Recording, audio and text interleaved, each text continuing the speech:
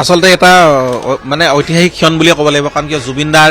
ন্যায়ৰ কাৰণে ন্যায় যুঁজখনৰ কাৰণে আমি সকলোৱে ঐক্যবদ্ধভাৱে আমি যুঁজি আছোঁ যিসকলে আমি মুকলিভাৱে মুক্তভাৱে আমি মানস দা আমি সকলোৱে দেখিছে যিসকল আছে আমি প্ৰথম দিনাখনৰ পৰাই ন্যায় যুঁজখন যুঁজি আছোঁ হয় কিছুমানে সুবিধাজনক স্থিতি গ্ৰহণ কৰি #জাষ্টিছ ফৰ জুবিন গাৰ্গ বুলি লিখিবলৈও মানে তেওঁলোকৰ মানে কুণ্ঠাবোধ কৰা নাই বা তেওঁলোকে আঁতৰি আছিলে কিন্তু আমি জুবিনদাৰ ন্যায়ৰ কাৰণে প্ৰতিবাদ কৰি আমি জেললৈ গৈছোঁ সেইখিনি আমাৰ কোনো আমি জুবিনদাৰ কাৰণে ত্যাগ কৰিছোঁ কিন্তু আজি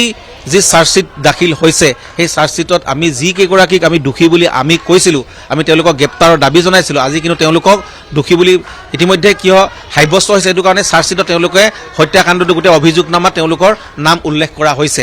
আৰু বিশেষকৈ সিদ্ধাৰ্থ মূল হত্যাকাৰী শ্যাম কানু মূল হত্যাকাৰী শেখৰ জ্যোতি গোস্বামী আৰু অমিত প্ৰভা মহন্ত তেওঁলোক দোষী সাব্যস্ত হৈছে নেগলিজেন্সৰ কাৰণে তেখেতকো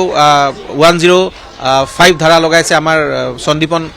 গাৰ্গক আৰু 103 লগাইছে আমাৰ এওঁলোক চাৰিগৰাকীক আৰু তাৰপিছতে আমাৰ যি দেহৰক্ষী আছিল তেওঁলোকে জুবিনদাৰ লগত বিশ্বাসঘাতকতা কৰিছে আৰু সেইকাৰণে আজি তেওঁলোকেও আজি মানে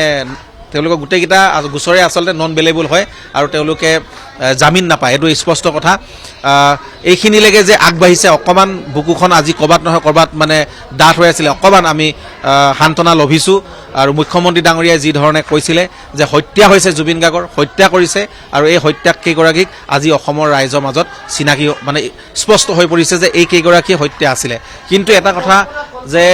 ৩৫০০ পৃষ্ঠাজোৰা যি চাৰ্জশ্বিট আৰু ৩০০ সাক্ষৰ গ্ৰহণ কৰিছিলে এই ৩০০ সাক্ষৰ প্ৰদান কৰা এই সাক্ষৰসকলে কি সাক্ষী প্ৰদান কৰিছিলে তেওঁলোকে কি কথা কৈছিলে এই তেওঁলোকে আৰু বহুত কথা কৈছে কিন্তু ইয়াত বহু কথা গোপনীয়তা হৈ আছে সেইবিলাক কথাও কিছুমান ওলাব লাগে য'ত নেকি মুখ্যমন্ত্ৰী ডাঙৰীয়া কৈছিলে যে কোভিডৰ পিছৰ পৰা এক ষড়যন্ত্ৰ চলি আছিলে জুবিন গাৰ্গক মানে হত্যা কৰা জুবিন গাৰ্গক তেওঁলোকে অতিমাত্ৰাত সুৰা তেওঁলোকে সেৱন কৰিব কাৰণে বাধ্য কৰাইছিলে ইয়াত বহু লোক আৰু হয়তো জড়িত হৈ আছে কোনোবাই ব্যৱসায়ী লেনদেন কোনোবাই জুবিন গাৰ্গক সদায় মই কৈছোঁ যে সিদ্ধাৰ্থতে গোটেই সেই টীমটোৱে পইচা বনোৱা মেচিন হিচাপে জুবিন গাৰ্গক ব্যৱহাৰ কৰিলে কেৱল জুবিন দাক প্ৰতিটো ক্ষেত্ৰত তেওঁলোকে ব্যৱহাৰ কৰিলে আমি সদায় মাত মাতি আহিছিলোঁ যে জুবিন দাক আমি সংৰক্ষণ কৰিব লাগে সুৰক্ষা প্ৰদান কৰিব লাগে জুবিন দাক আমি ভালদৰে ৰাখিব লাগে কিন্তু সেইখিনি কেতিয়াও তেওঁলোকে নকৰিলে আজি সকলোখিনি কথাই লাহে লাহে ওলাই পৰিব